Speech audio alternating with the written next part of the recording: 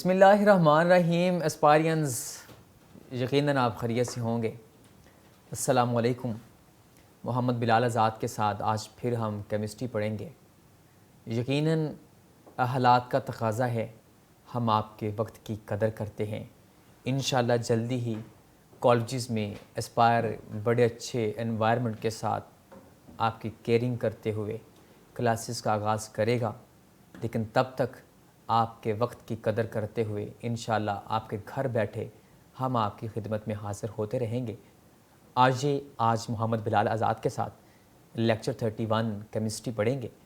हमारा जो आज टॉपिक है वो है जो हमने डेंसिटी निकालनी है उस आइडियल गैस इक्वेशन से। मतलब हमारे पास एक इक्वेशन पढ़ी हमने, ये देखें, ये लिखा PV = nRT। शायद आपको याद हो कि कल वाला जो लेक्चर था वो यही था। PV = nRT हमने 3 लॉ थे, बोयज़ लॉ था, चार्ल्स लॉ था, एवोगैड्रो लॉ था, तीनों को इकट्ठे कर दिया था। ये इक्वेशन बनी थी और मैंने कहा था कि जो गैस इस इक्वेशन को ओबे करे, ये बड़ा जुमला है, बड़ा जुमला है। ये इस चैप्टर के एंड के करीब हम एक लॉन्ग क्वेश्चन पढ़ेंगे, बड़ा ही इंपॉर्टेंट लॉन्ग पढ़ेंगे, नॉन आइडियल बिहेवियर।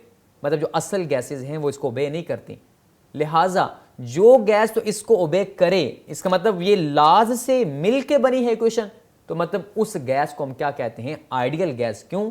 अगर इसको ओबे करने का मतलब है कि वो लाज को ओबे कर रही है। तो आज ये हम डेंसिटी निकालनी है। आज हम डेंसिटी निकालनी है तो हमें पता है कि ये जो नंबर ऑफ मोल्स होते हैं ये किसके बराबर होते हैं, मैस ओवर मोलर मैस। तो मैंने क्या किया, वो जो हमारे पास इस नंबर ऑफ मोल्स की जगह पे क्या वैल्यू पुट कर दी, मैस ओवर मोलर मैस।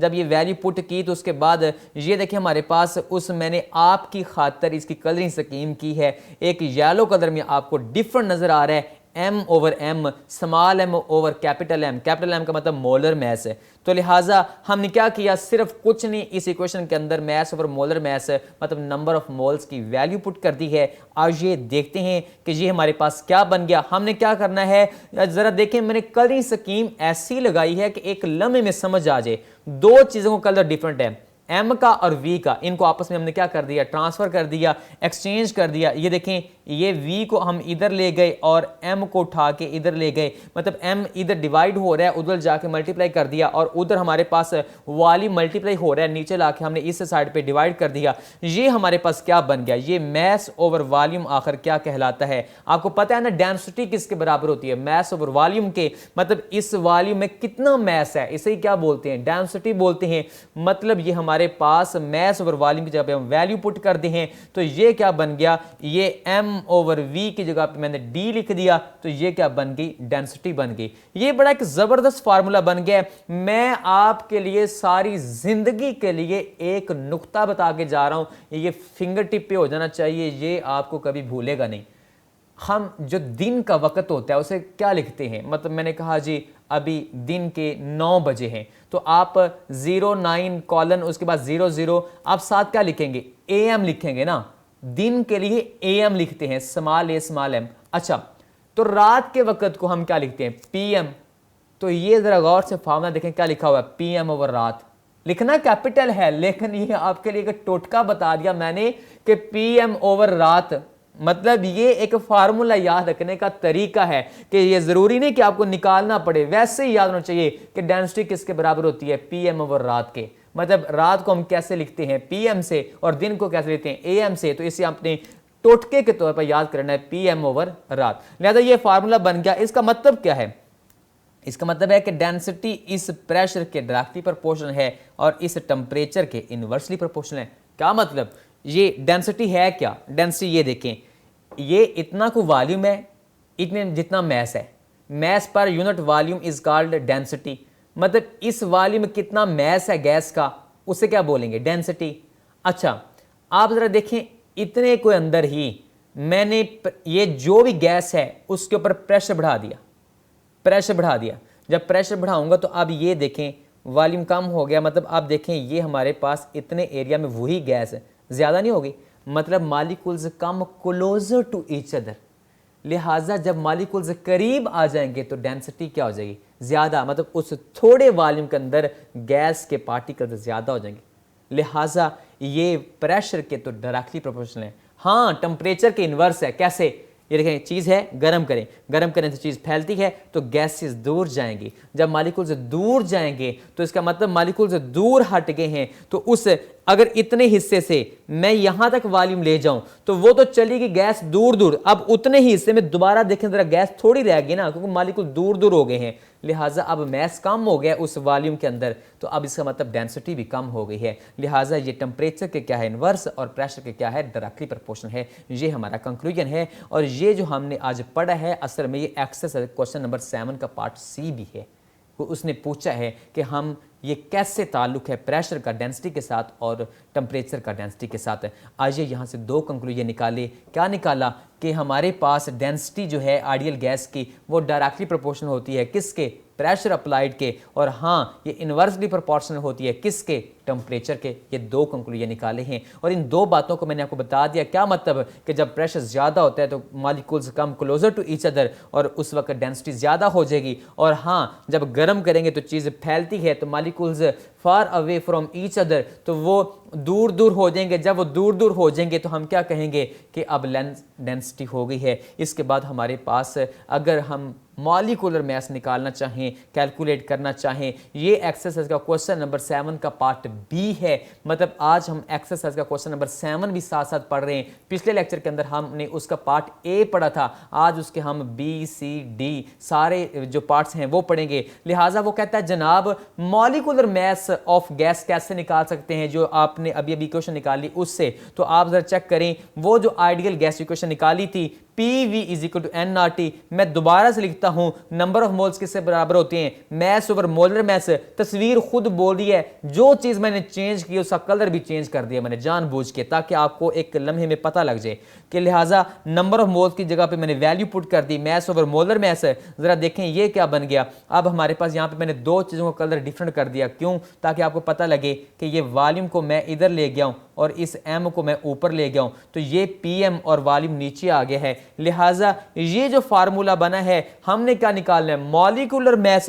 तो जरा इसको हम ऐसे नहीं लिख सकते क्या? ये मॉलिक्यूलर मास इधर ही रखें और P को उठा के भी इधर नीचे ले जाएं। लिहाजा ये P भी इधर नीचे आ गया, ऊपर मल्टीप्लाई हो रहा था, इधर लाके मैंने डिवाइड कर दिया। ये मॉलिक्यूलर मास निकालने का तरीका है। लिहाजा एक्सरसाइज के क्वेश्चन के मुताबिक हमने उसने पूछा कि हम अगर मास दिया गया हो, टेम्परेचर दिया गया हो, प्रेशर दिया गया हो, तो वॉल्यूम भी दिया गया हो, तो हम क्या उसका मॉलिक्यूलर मास निकाल सकते हैं? जी बेशक हम उसका मॉलिक्यूलर मास निकाल सकते हैं। ये उसका फार्मूला है। अच्छा देखिए, हमारे पास इसी तरीके से एक कैलकुलेशन करते हैं इसी क्वेश्चन से कि हम इससे एक और भी क्या चीज़ें निकाल सकते हैं। PV is equal to NRT की असल में आज हम इंपॉर्टेंस पढ़ रहे हैं, ये पक्का याद रखना है। असल में जो आज टॉपिक मतलब डेंसिटी के नाम से है, लेकिन हमने याद रखना है कि ये सारी बातें हम किससे हासिल करें? PV is equal to NRT। और मैंने कल वाले लेक्चर में कहा था कि जो PV is equal to NRT है ये बड़ा ही इंपॉर्टेंट एक फिगर है, मतलब इक्वेशन बड़ी इंपॉर्टेंट है, मतलब इसे आप फिंगर टिप पे कर लें। आज देखें हमने इससे दो बातें निकाली हैं, अभी अभी डेंसिटी निकाली, फिर मॉलिक्यूलर मास निकाला, अब एक तीसरी भी चीज निकालते हैं। हाँ, इसका एक और भी फायदा है। वो कौन सा फायदा है? दोबारा लिखता हूं, PV इज इक्वल टू किसके? NRT। हाँ, दोबारा लिखता हूं, नंबर ऑफ मोल किसके बराबर? Mass over molar mass. तो मैंने इसकी वैल्यू पुट कर दी। तो आगे देखें, हाँ अगर हमने मैस निकालना है गैस का, वो क्या था? मॉलिक्यूलर मैस, जो हम लिखा करते थे ग्राम पर मोल। मॉलिक्यूलर मैस मतलब आपको पता है कि हमारे पास O2 गैस है अगर, तो उसका मॉलिक्यूलर मैस कितना है? O2। एक O का कितना होता है? 16। तो O2 का कितना हुआ? 32, मतलब 32 ग्राम पर मोल। ये जो मैंने मैस बोला है ये मोलर मैस है, मोलर मैस है। इसे मॉलिक्यूलर मैस भी कहते हैं क्योंकि ये मॉलिक्यूल है।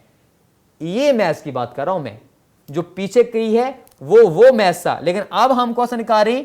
मैस निकाल रहे। ये लें जी, मैंने ऑक्सीजन ले ली है 50 ग्राम, ये जो मैंने लिया ना 50 ग्राम, अब हम ये मैस निकाल रहे। जो पीछे निकाला है मॉलिक्यूलर मैस वो असल में मोलर मैस वाला मॉलिक्यूलर मैस है। लिहाजा यहाँ पे हमने ये स्मॉल m निकालना है असल में, तो लिहाजा ये m निकालने का तरीका क्या है, इस m को उठा के इधर मैं ऊपर ले गया और इस RT को भी इधर से उठा के इधर नीचे ले गया और ये m आ गया। ये हमारे पास एक तरीका था। आइए एक और बात देखते हैं, एक्सरसाइज का क्वेश्चन नंबर 7 का पार्ट डी भी साथ ही कर लेते हैं। इसके अंदर क्या है, कहता जनाब हम ग्राम पर सेंटीमीटर क्यूब नहीं यूज़ करते, अगर हम ग्राम पर डेसीमीटर क्यूब क्यों यूज़ करते हैं, तो याद रहे कि ये मेरे पास गैस है, इस गैस की डेंसिटी बहुत कम है, मॉलिक्यूल बहुत दूर हैं, लिहाजा अगर मैं सेंटीमीटर क्यूब में वैल्यू पुट करूंगा डेंसिटी की तो वो वैल्यू बहुत ही 0.0000 में आएगी। वो वैल्यू लिखना ज़्यादा दिक्कत दे होता है, मतलब हमें ऐसा काम करना चाहिए जो आसान हो और रीज़नेबल फिगर हमारे पढ़ने के काबिल हो। लिहाजा हम इसीलिए आपने बतानी है, वजह बतानी है कि जो गैसेस हैं डेंसिटी बहुत कम है, मॉलिक्यूल बहुत दूर होते हैं, इतने को वॉल्यूम के अंदर गैस के पार्टिकल्स बहुत थोड़े होते हैं, डेंसिटी थोड़ी होती है। इस वजह से जो सेंटीमीटर क्यूब है वो बहुत छोटा यूनिट है, हम वो इस्तेमाल नहीं करते, लिहाजा डेसीमीटर क्यूब वाला यूनिट इस्तेमाल करते हैं। ये आपकी आसानी की खातिर, ताकि आप शॉर्ट क्वेश्चन का आंसर लिख सकें, ये मैंने सारे का सारा अल्फाज में लिख दिया है। एंड पे एग्जांपल भी दी है कि मीथेन को जरा गौर से देखें, अगर मैं उसकी बात करूं सेंटीमीटर क्यूब में और अगर बात करूं डेसीमीटर क्यूब में, तो जो सेंटीमीटर क्यूब वाली वैल्यू है वो देखें 0.000, मतलब 3 दफा 0 लगाने के बाद फिर 71 आया है, मतलब वो वैल्यू बहुत छोटी है। इसलिए आप सेंटीमीटर क्यूब की बजाय आप बात करें डेसीमीटर क्यूब में। मतलब मैं कहूं कि अगर इतने को के अंदर कितने को गैस होगी, तो आप कहें सर ये तो मजाक वाली बात हुई। हाँ, अगर मैं कहूं अच्छा इतने के अंदर कितनी गैस हुई, तो फिर आप कहें हाँ कुछ है, रीजनेबल है। मतलब आप ये कहें कि हम पर डेसीमीटर क्यूब के हिसाब से बात लेते हैं बजाय पर सेंटीमीटर क्यूब के लेने से। सेंटीमीटर क्यूब पता है कितना छोटा है, जैसे हम कहते हैं ना 1 किलो बराबर है किसके, 1000 ग्राम के। हाँ, इसी तरीके से 1 लीटर 1 डेसीमीटर क्यूब पता है किसके बराबर है, 1000 सेंटीमीटर क्यूब के। मतलब फर्ज करें ये एक ट्यूब है और ये 1 लीटर की है, इसका मतलब जो वॉल्यूम है इंटरनल वो 1 लीटर है, 1 डेसीमीटर क्यूब।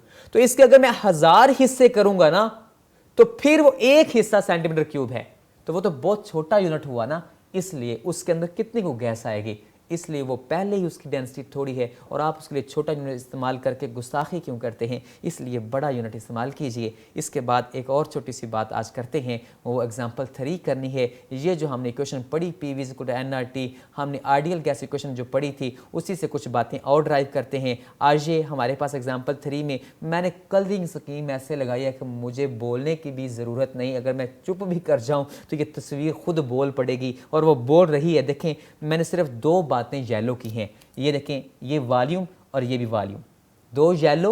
अच्छा ये देखें 2 रेड की हैं, ये 120 डिग्री और ये 27 डिग्री। मतलब वो क्या हो गया, वॉल्यूम V1, नीचे वाला क्या हो गया V2, ये ऊपर वाला टेम्परेचर क्या हो गया T1, नीचे वाला क्या हो गया T2। तो और ये दरमियान में क्या दिया हुआ प्रेशर, तो एक और प्रेशर नजर नहीं आ रहा, मतलब वो प्रेशर मालूम करना है। तो ये प्रेशर कौन सा हो गया P1। तो सादा सा फार्मूला हमने इक्वेशन पढ़ी थी आइडियल गैस इक्वेशन के अंदर कि हमारे पास P1 V1 ओवर हमारे पास T1, ये सारी वैल्यूज आपके सामने के लिए लिख दी मैंने कि वॉल्यूम V1 दिया हुआ है, V2 भी दिया हुआ है, P1 भी दिया हुआ है, P2 मालूम करना है, और टेम्परेचर T1 भी दिया हुआ है, टेम्परेचर T2 भी दिया हुआ है। आपकी सामने की खातिर मैंने जो गिवन डाटा है उसे सही फॉर्म में लिख दिया है। मतलब वॉल्यूम सेंटीमीटर क्यूब में था, मैंने उसे डेसीमीटर क्यूब में लिख दिया है, मतलब उसे 1000 पे डिवाइड कर दिया है, और टेम्परेचर दोनों के अंदर मैंने 273 प्लस करके उसे कैलवर में बदल दिया है ताकि आपके लिए दिक्कत ना हो। लिहाजा ये डाटा तो अभी अभी मैंने सवाल में आपको दिखाया, सारे का सारा दिया हुआ है। इसका फार्मूला मैंने अभी अभी आपके सामने बोला था, P1 V1 over T1 is equal to किसके, P2 V2 ओवर किसके T2। तो आइए इसके अंदर वैल्यू पुट करते हैं। तमाम वैल्यूज पुट करने के बाद आंसर आपके सामने आ गया है। अच्छा देखिए एक और हम एग्जाम्पल करते हैं, एग्जाम्पल 4 करते हैं। ये कहता है जनाब आपको मैंने दे दी यहाँ पे मीथेन गैस, वो जो आप जलाने के लिए इस्तेमाल करते हैं, चीज़ों को जलाने के लिए गैस इस्तेमाल करते हैं ना, उसके अंदर ज़्यादातर पोर्शन मीथेन गैस का ही होता है। अच्छा ये जो हमारे पास कहता है जनाब ये एक सिलेंडर है, इसके अंदर मीथेन गैस है और इसके ऊपर जो प्रेशर लग रहा है वो 1 atm है और इस वक्त जो टेम्परेचर है वो 0 डिग्री है। हमने कहा ठीक है, कहता बताओ अंदर गैस की डेंसिटी कितनी। अभी अभी तो इक्वेशन निकाली थी, मैंने आपको टोटका बताया था, याद है मैंने टोटका क्या कहा था, PM/रात। तो ये तो इतना आसान हो गया ना, तो फार्मूला वैल्यू पुट कर देते हैं। इसके इसके उसने 2 पार्ट और भी दिए, ये भी अभी हम हल करते हैं। सबसे पहले ये पहला पार्ट करते हैं, ऊपर वाला जो असल सवाल का पार्ट है। अच्छा देखें, ये मेरे पास जो असल सवाल है उसमें क्या लिखा है, कहता है 0 डिग्री टेम्परेचर है और 1 एटमॉस्फेयर प्रेशर है। तो आए चेक कर लेते हैं। कहता है जनाब मीथेन गैस है, तो मीथेन का मैस कितना होता है, कार्बन का कितना 12, एक हाइड्रोजन का कितना होता है 1, तो 4 का कितना हुआ 4, 12 और 4 कितना हुआ 16, मतलब 16 ग्राम पर मोल ये मीथेन का मैस है। अच्छा प्रेशर हमें दिया हुआ है, मैंने जानबूझ के मैं कल की स्कीम हमेशा आपके लिए ऐसी लेके आता हूं। अच्छा जरा गौर से देखिए, ऊपर जो चीजें दी गई है उसका कलर मैंने येलो किया और नीचे जो गिवन डाटा उसमें भी येलो कर दिया। क्या मतलब, सिर्फ 2 चीज़ें दी हैं, 2 मैंने लिख दी हैं। कौन सी, आर की वैल्यू आपको ज़ुबानी याद होनी चाहिए, मैंने कहा था आपसे, और ये हमारे पास मैथ्स आपको निकालना आना चाहिए। ये तो चैप्टर 1 में मैं बार बार कहता रहा हूँ। आज ये सब की वैल्यू पुट कर देते हैं। बड़ा आसान फार्मूला क्या है, ये डेंसिटी इज इक्वल टू PM/रात के RT के, तो इन सब की वैल्यू पुट कीजिए, आंसर आपके पास आ गया है। लीजिए इसके बाद हम एक और बात करते हैं, इसी सवाल का अगला पार्ट। कहता बिलाल साहब ये तो 0 डिग्री पे डेंसिटी निकाली है आपने। अच्छा, कहते 27 डिग्री पे निकाल के दिखाओ। पहले जेहन में एक बात लाओ, अच्छा 0 डिग्री से 27 डिग्री टेम्परेचर बढ़ा दिया, मतलब गर्म किया, गर्म करने से वॉल्यूम बढ़ेगा, मतलब ऐसे फैलेगी, इसका मतलब ऐसे फैलेगी, तो डेंसिटी तो थोड़ी हो जाएगी। अच्छा डेंसिटी थोड़ी हो जाएगी, चेक कर लेते हैं। आज ये सब की वैल्यू पुट करते हैं। ठीक वही बात, अब टेम्परेचर 27 है, उसे केल्विन में बदल लें और बाकी सब कुछ वो सिर्फ टेम्परेचर चेंज किया है। दोबारा से वैल्यूज पुट कीजिए, वही फार्मूला, सब कुछ वही। वैल्यू पुट करने के बाद अब आंसर देखें 0.649, तो आंसर कम हो गया ना। इसका मतलब ये है, हमें क्या कंक्लूजन निकला कि जनाब जब 0 से 27 डिग्री तक टेम्परेचर बढ़ाया जाता है तो मालिक्यूल दूर चले जाते हैं। तो मालिक्यूल दूर होने का मतलब डेंसिटी थोड़ी हो गई। मालिक्यूल जब दूर होते जाएंगे तो उस हिस्से में वॉल्यूम के अंदर जो डेंसिटी का मैस है, मतलब mass is density, density is mass है, वो कम हो जाएगा ना। तो लिहाजा इसके बाद एक और कंक्लूजन निकालते हैं, इसी का तीसरा पार्ट निकालते हैं। वो उसने क्या कहा है, कहा बिलाल साहब टेम्परेचर वापस ले जाएं 0। जी ठीक है। कहता प्रेशर डबल करके देखें, पहले टेम्परेचर चेंज किया, अब प्रेशर चेंज कर रहे हैं। देखें हमने 2 ही ताल्लुक मैंने आपको बताया शुरू में, एक्सरसाइज के क्वेश्चन जो है पढ़ाया मैंने आपको 7, और उसके अंदर मैंने बताया कि डेंसिटी का प्रेशर के साथ और टेम्परेचर के साथ क्या ताल्लुक है। अभी उसने ठीक उन्हीं 2 बातों को दोबारा से पूछ लिया। हाँ तो ठीक है, ये टेम्परेचर 0 डिग्री पे गैस पड़ी है, वही मीथेन गैस है, प्रेशर डबल कर दें तो चेक करते हैं डेंसिटी कितनी, वही सारी बातें, सिर्फ यहाँ पे 0 डिग्री टेम्परेचर, वही प्रेशर 2 atm हो गया है। तो आए इन सब की वैल्यू पुट करते हैं, वही फार्मूला, सब कुछ वही। ले मेरे पास आंसर आ गया, ओहो 1.428। क्या मतलब, डेंसिटी ज्यादा होगी, क्या मतलब, ये तो डबल पे पहुंच गई ना। इसका मतलब ये हुआ कि जब प्रेशर 1 atm से 2 atm किया, डबल किया, जब हम क्या करते हैं प्रेशर डबल करते हैं तो करीब करीब डेंसिटी भी डबल हो जाती है।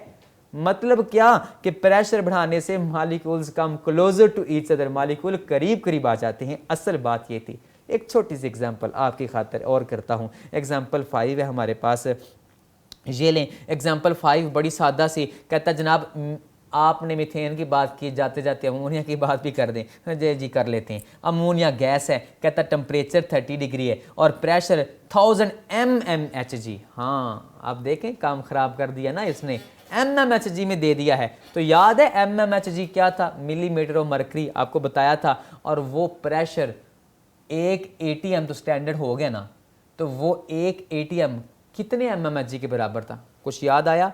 मरकरी थी, मरकरी का टब था, ट्यूब थी, मरकरी भरी थी उस ट्यूब के अंदर, और टब के अंदर ऐसे उंडेल दी थी, उल्टी कर दी थी। मरकरी ने बाहर निकलना शुरू किया, और जो बाहर मरकरी निकल रही थी उसका प्रेशर, जब हवा का प्रेशर बराबर हो गया तो ट्यूब के अंदर से मरकरी ने नीचे आना बंद कर दिया।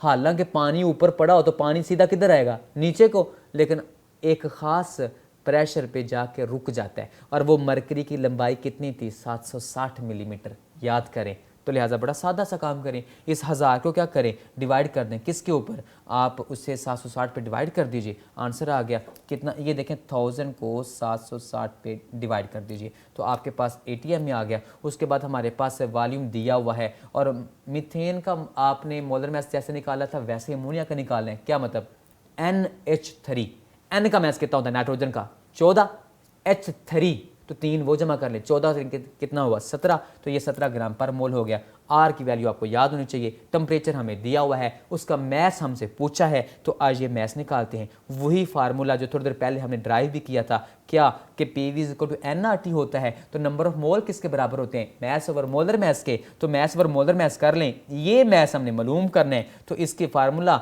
ये क्या बन जाए, ये हमने मालूम करना है। और प्रेशर दिया है, मोलर मैथ्स हमें पता है, वॉल्यूम दिया है, आर हमें पता है, टेम्परेचर हमें दिया है, सबकी वैल्यू पुट कीजिए, जवाब आपके पास आ गया। और हमेशा की तरह आपने अपना ख्याल रखना है, लेकिन जाने से पहले याद रखें हमने क्या याद रखना है। एक्सरसाइज का क्वेश्चन नंबर 7 का part B, C, D, example 3B, 4B, 5B, और हमेशा इस पार के साथ रहिए। जल्दी मुलाकात होगी। अल्लाह हाफिज़। Thank you.